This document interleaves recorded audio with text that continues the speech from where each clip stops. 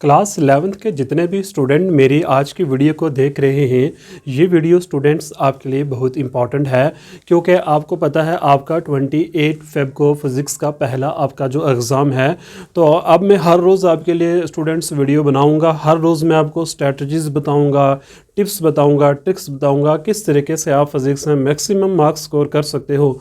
जैसा कि आप स्टूडेंट को मालूम भी है कि 15% रिलैक्सेशन भी आपको दी जा रही है, बट मैं ये चाहता हूँ कि आप बच्चे 70 आउट ऑफ 70 ही स्कोर करो। उसके लिए स्टूडेंट आपको कुछ नहीं करना है, बस डेली की मेरी वीडियोज़ को वॉच करना है फिज़िक्स की।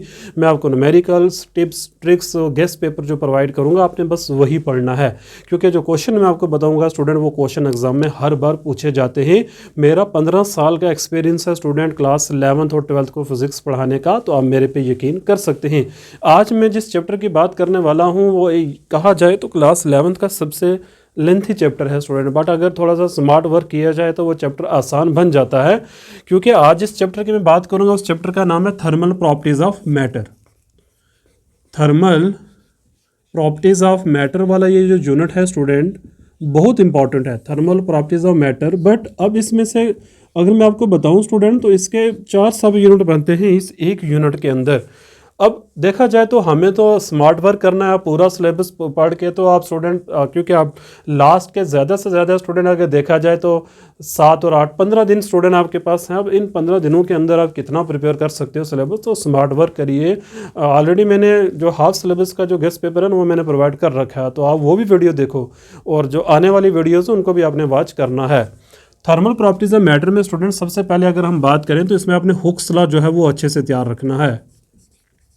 हुक्स लॉ अच्छे से स्टूडेंट तैयार कर लो इसमें से, ठीक है। पहला जो इंपॉर्टेंट टॉपिक है वो मैं बता रहा हूँ आपको। हुक्स लॉ के बाद स्टूडेंट इसमें स्ट्रेस और स्ट्रेन जो है वो अच्छे से तैयार करो।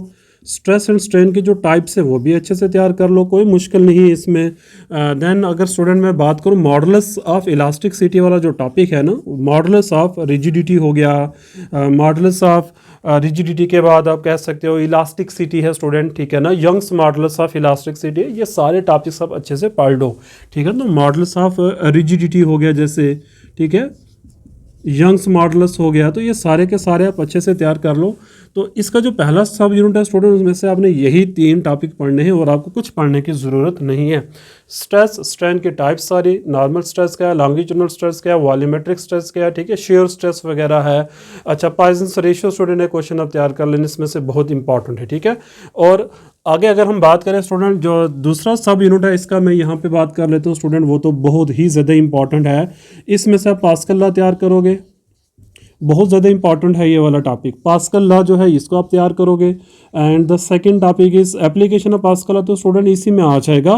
प्रेशर के जो स्टूडेंट यहाँ पे एक्सप्रेशन है pressure due to liquid column, वो आपने अच्छे से तैयार करना है। Pressure due to liquid column, this is very important topic, liquid column. And the number third is student इसमें से आप क्या तैयार करोगे, नंबर थर्ड बर्नौलीज थ्योरम। इसकी स्टूडेंट मैंने डिटेल वीडियो भी बना रखी है बर्नौली थ्योरम की, आप वो भी देख सकते हो, आपको मेरी ही इसी प्लेलिस्ट में मिल जाएगी बर्नौलीज थ्योरम। फुल एक्सप्लेन मैंने कर रखा है, इसके जो भी एप्लीकेशंस हैं मैंने उनके पर भी वीडियोस बना रखी हैं, तो आप वो भी वॉच कर सकते हो। बर्नौली थ्योरम बहुत ज़्यादा इंपॉर्टेंट टॉपिक है। एंड द नेक्स्ट टॉपिक है स्टूडेंट इसमें से आप सरफेस टेंशन वाला जो टॉपिक है वो तैयार करोगे।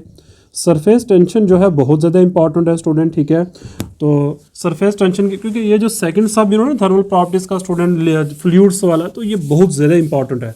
थर्मल प्रॉपर्टी ऑफ फ्लूइड जो है बहुत ज़्यादा इंपॉर्टेंट है। सरफेस टेंशन के बाद स्टूडेंट आप इसमें से कैपिलरीज का जो टॉपिक है वो आप तैयार करोगे। कैपिलरीज का जो टॉपिक है, कैपिलरीज का मतलब राइज एंड फॉल जो होता है वो आपने अच्छे से फार्मूला डेरिवेशन तैयार कर लेनी है। और इसमें एक मैं टॉपिक की बात करूँगा स्टूडेंट, वो है एक्सेस प्रेशर जो है ना, वो टॉपिक बहुत इंपॉर्टेंट है। एक्सेस प्रेशर वाला टॉपिक है, this is very very important topic है। एक्सेस प्रेशर मतलब लिक्विड ड्रॉप की वजह से, सोप बबल की वजह से, तो वो बहुत ज़्यादा इंपॉर्टेंट है।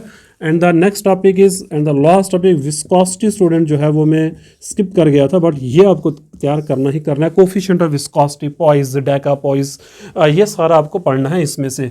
तो ये आपके स्टूडेंट हो गए, मतलब इसमें मैंने आपके दोनों सब यूनिट कवर कर दिए, फ्लूइड्स का डायनामिक्स में, और मतलब इसमें हाइड्रोस्टैटिक भी और हाइड्रोडायनामिक्स मैंने दोनों बातें कर ली हैं। नेक्स्ट अगर मैं इसी चैप्टर की इसी यूनिट की बात करूं तो उसमें थर्मल प्रॉपर्टीज़ ऑफ स्टूडेंट जो लास्ट वाला टॉपिक इसमें आता है उसके अगर मैं बात करूं तो उसमें यह है कि आप क्या करिए, इसमें एक्सपेंशंस जितनी भी है स्टूडेंट वो तैयार कर लो। एक्सपेंशंस मतलब लीनियर एक्सपेंशन, थर्मल एक्सपेंशंस की टाइप हैं, लीनियर है, सरफेशियल है, वॉल्यूमेट्रिक एक्सपेंशंस हैं, इनके जो फार्मूले हैं स्टूडेंट, एक्सपेंशन वाला टॉपिक आपने अच्छे से तैयार करना है। अब इसमें स्टूडेंट एक दो फार्मूले हैं, वो आपने वीज डिस्प्लेसमेंट लॉ है वो आपने तैयार करना है, स्टीफन लॉ है वो आपने, बहुत आसान है ये।